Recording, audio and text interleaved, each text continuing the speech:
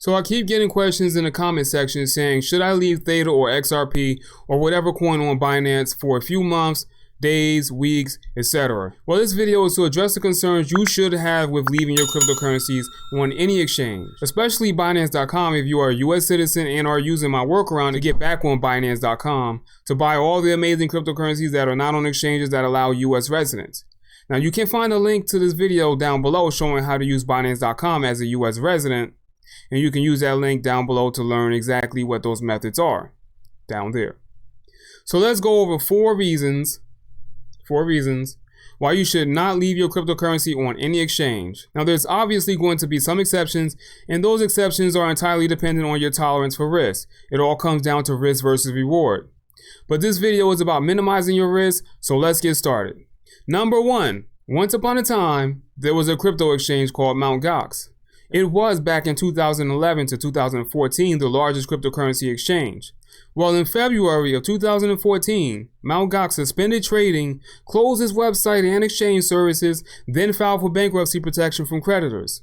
So all the thousands and possibly millions of users that were storing their Bitcoin on the MtGox exchange was absolutely screwed over. To this day, nobody that had their BTC on MtGox was ever compensated for their losses.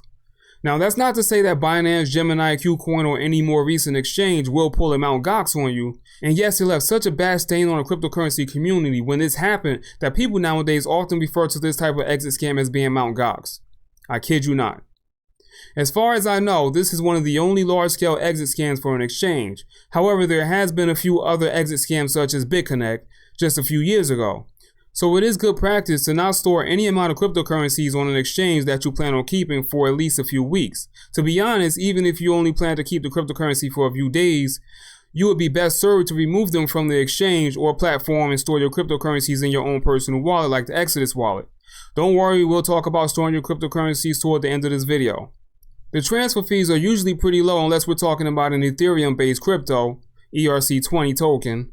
Ethereum fees have been pretty damn high lately. However, you do have to keep in mind that the exchange usually charges a withdrawal fee on top of the network fee. The network fees are usually very, very low, unless it's Ethereum. Lately, it's been pretty high.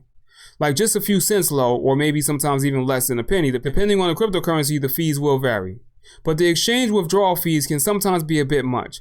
Binance has pretty low withdrawal fees, so it's definitely worth having an account with Binance.com to do your trading on, and I mean trading only. You do not want to make purchases on Binance.com using a debit card or a bank account. For more information on the topic, you should absolutely watch this video right here. The link will be in the description for that video down below.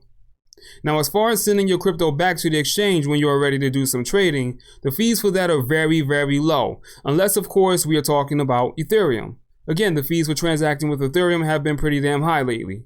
So just be aware of that, alright? But most other cryptos we are talking about fees as low as half a cent to just a few cents or maybe even less than a penny. But the exchanges do like to tax you a little on the way out. So with that said, make sure you guys don't get MtGox. Number two. There is this thing called Rehypothecation, where an exchange or a bank, and this practice is done very much so by banks, but exchanges do it as well. Let's say you purchase one Bitcoin from Gemini, and you left said Bitcoin on Gemini exchange for 6 months, and you always leave your crypto purchases on the Gemini platform for extended periods of time, or you never remove your crypto from Gemini at all. Well, these exchanges and platforms pay attention to your withdrawal habits or lack thereof, and will give your cryptocurrency out to me. Because said exchange or platform does not have enough crypto on hand to handle every single purchase that comes in, they do what is called rehypothecation. So what essentially happens is they give your cryptocurrency out because you never take it off the exchange. Let me make one thing clear for you. If you do not take your crypto or even your money out of the bank for that matter, it does not belong to you until you do. Don't get MtGox. These platforms will do this over and over as long as there's people like you that leave their cryptos on the exchange and don't take them off the exchange. Now, surely not all exchanges are corrupt and on the verge of pulling an exit scam and MtGoxing your ass. But if everyone that purchased cryptos would immediately pull said cryptos off the exchange, what do you think will happen to the price of said cryptos? If you guess the price will go up, you are correct. Why would the price go up, you ask? Because you will essentially be taking the rehypothecation ability away from the exchange forcing that exchange to have to purchase more cryptocurrencies to cover all the purchases that are made on their platform. When purchases are made in large amounts, the price goes up. That way, up. So let's help each other out by taking our cryptos off the exchange and putting them into our Exodus wallet or any other non-exchange type wallet where you have control of your private keys. If you don't have access to your private keys, it's not your crypto, not yours. Now will be a perfect time for you to hit the like button, followed by the subscribe button, and if you're feeling really cheeky, you can even hit the bell icon for notifications. It's right down there. Go ahead, I'll wait.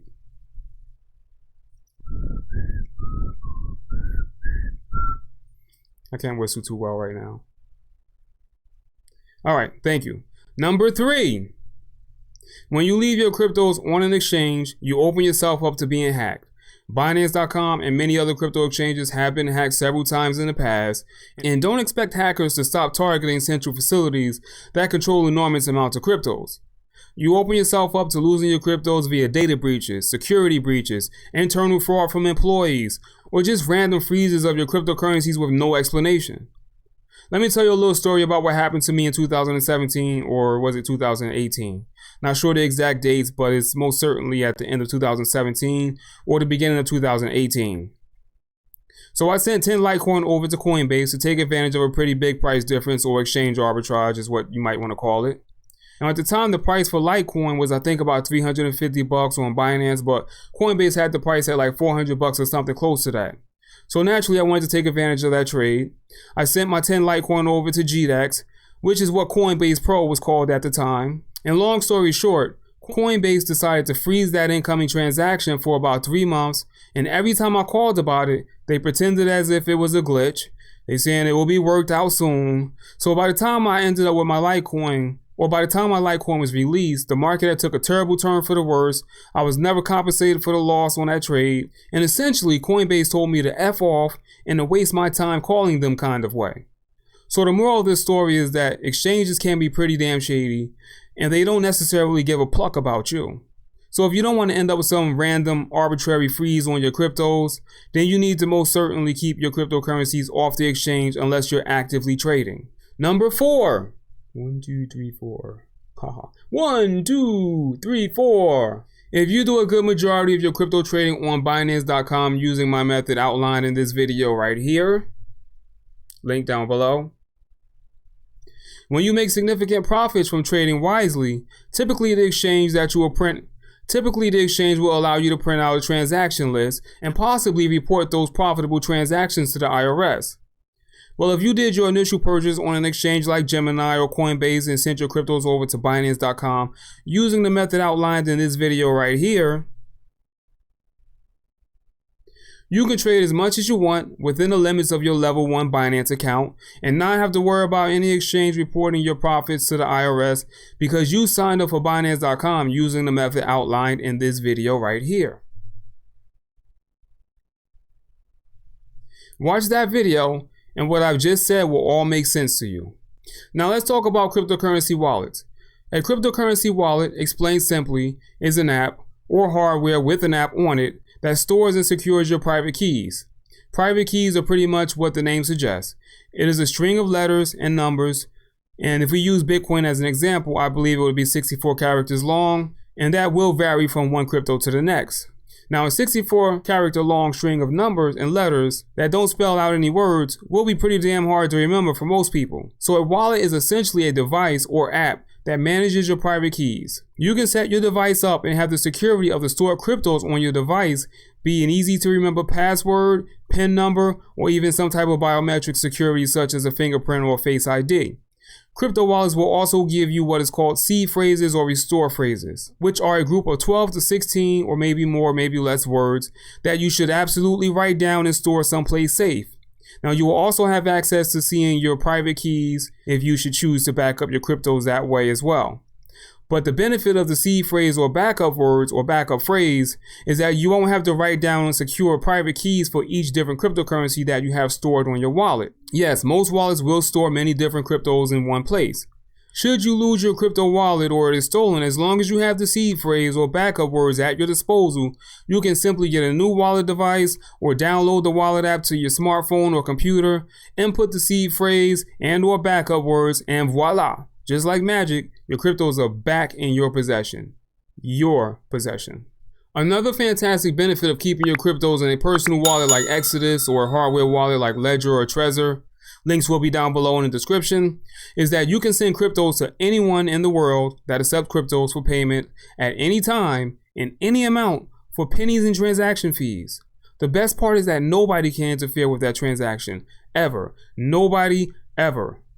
Well, unless they turn off your internet connection, but you can still do it via Wi-Fi, so there is that. So that's it for this video. If you found this video helpful, make sure you hit the like button, subscribe, hit the bell icon for notifications. Leave a comment down below, suggestions, questions, criticisms, whatever you want to say. You can leave your comment right down below in the comment section. Just don't leave any spam down there. I've been getting a lot of spam messages in the comment section lately, so just be careful. Don't be calling anybody from the comment sections, because the phone numbers that are listed in the comment section are not my phone number. They're not me. They're a scammer that's pretending to be me. They'll have an icon with a name similar to mine and trying to trick you into getting you to call them, but it's not me. Don't call it. If you do see people like that in the comment section, please feel free to report them. And that's it. I'm out. Thanks for watching. Peace.